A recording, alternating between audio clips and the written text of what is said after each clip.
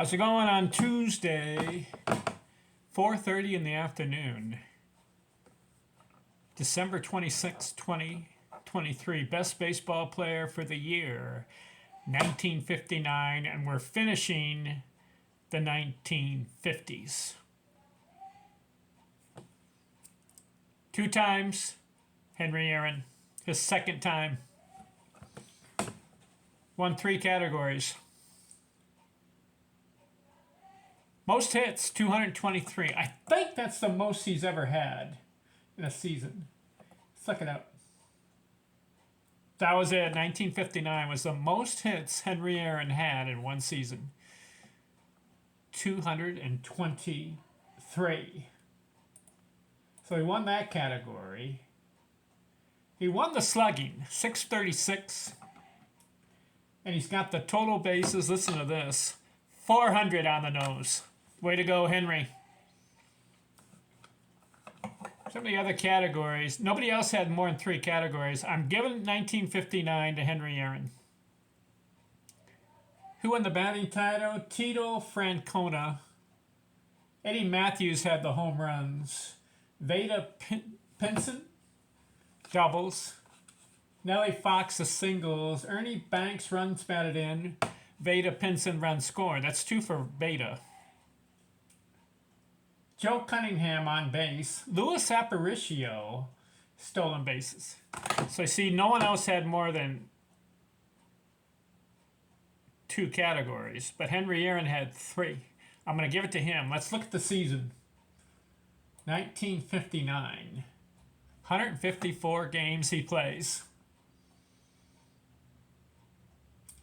629 at bats, 116 runs scored, good. 223 hits, the most he's ever had in one season. 46 doubles, 7 triples, 39 homers. Didn't win the home runs. Eddie Matthews got the home runs. 123 RBI. He didn't win that. But he had a solid 355 batting average that year, but didn't win it. Tito Francona won it. 401 on base. He won the slugging, 636, and he won the total bases, 400 on the nose, and that was the only time he passed 400. If you have 300 total bases in a year, that's good. If you have 400, you're very good. So Henry Aaron, his second win, and it comes in 1959. He's 25 years old. He's in his prime. 39 homers. That wasn't enough because Eddie Matthews had 46. Henry Aaron had a 355 that year. Outstanding. But that wasn't enough because Tito Francona had a 363.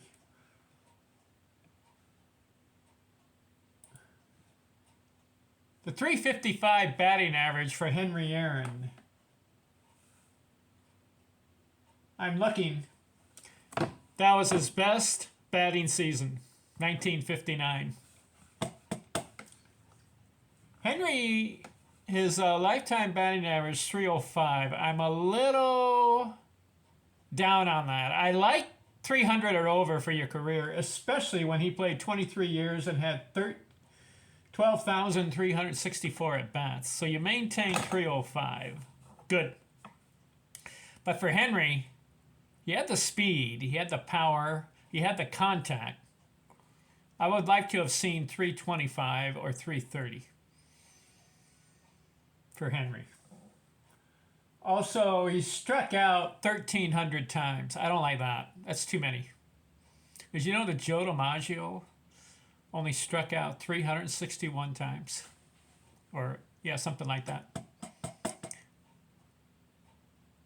And Henry Aaron, 1,300. But Joe DiMaggio played 13 years, where Aaron, 23. So 10 more years for Aaron.